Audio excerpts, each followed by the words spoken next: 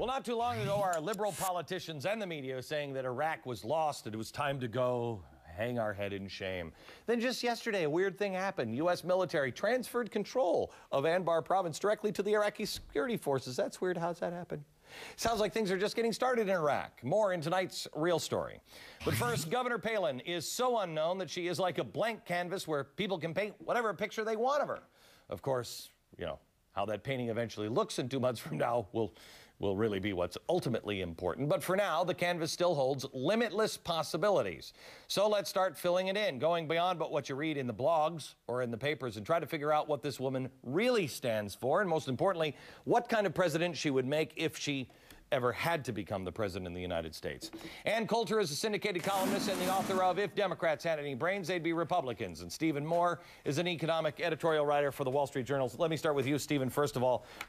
She seems diametrically opposed to herself in some ways. She is for drilling for more oil, et cetera, et cetera. She seems like a friend on energy, but then she just instituted this windfall profits tax. What's that all about? It's one of the few things on her record, Glenn, that I don't like. She did increase the taxes on the oil companies a couple of years ago when the oil price started to go up. Now, her justification of that is that there was so much widespread corruption in the Alaska legislature before she took over that the oil companies had negotiated a corrupt deal. It's interesting because if you look at the result of that windfall profits tax, it actually reduced development in Alaska. It's something maybe the federal politicians may want to pay attention to. When you raise the taxes on oil companies, they do less drilling, not more. And it's funny to me that Chicago is a dirty place to do politics. Hey, I'm from Chicago, Glenn. Watch what you say. See what I'm saying? And Alaska is a dirty place to do politics. But there is one place, Ann, one politician who actually ratted not on the opposing party, but on her own party and is a reformer. Why is that message seem to be getting lost right now? Because they're too busy fixating on her 17-year-old daughter. And there was major coverage of the hurricane yesterday. Of course, it was coverage of Hurricane Katrina. But yeah, it's very impressive what she's done, and it's also very interesting how it brings up something that hasn't been talked about at all, what you say, the massive corruption in Chicago, of which Obama was a part of. Not to say that he necessarily did anything corrupt, but he's in with, Syrian national Tony Rezko, who bought the property next to him.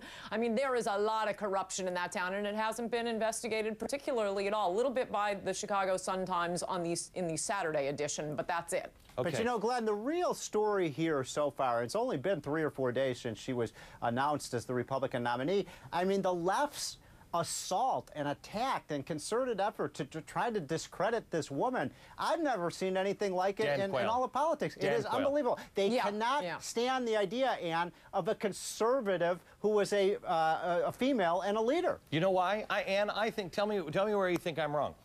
I think Stephen is right because it's not that they can't stand a conservative woman, but a conservative woman will make the point, especially one who's a soccer mom and you're liking her and everything else. I mean, here's why she's so dangerous to the left. I noticed today was the first day that my audience on radio had a chance to call me and talk to me about who she is and what they've learned about her over the past. Every single caller who called in to talk about her addressed her as Sarah. None of them called her the governor. They all said, you know what I like about Sarah? She's real.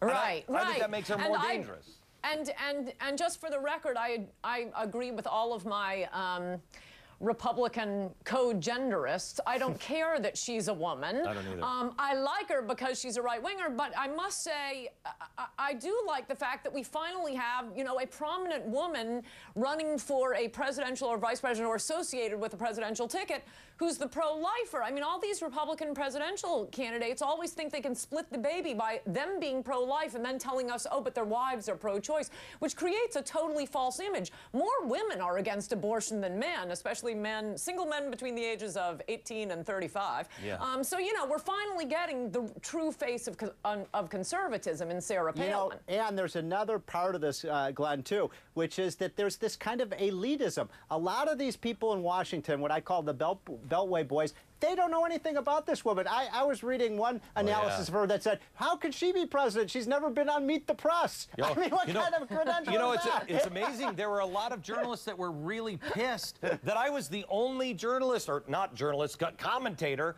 that had any tape of her on record asking her, what about the vice president? They didn't see this coming, and I have a theory. Obama yesterday started spending an awful lot of time talking about her as a mayor of this little town and trying to dismiss her. You know what?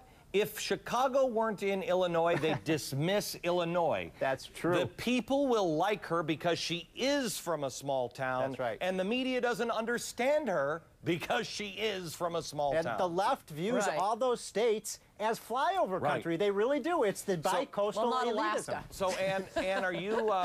not Alaska, Steve. Are you going to vote for John McCain? Does this make you enthusiastic?